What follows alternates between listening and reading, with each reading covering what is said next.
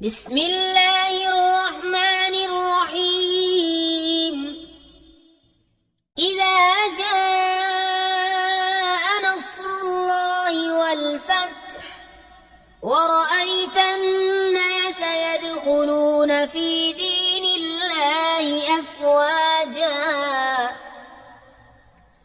فسبح بحمد ربك واستغفره إنه كان توابا. بسم الله الرحمن الرحيم.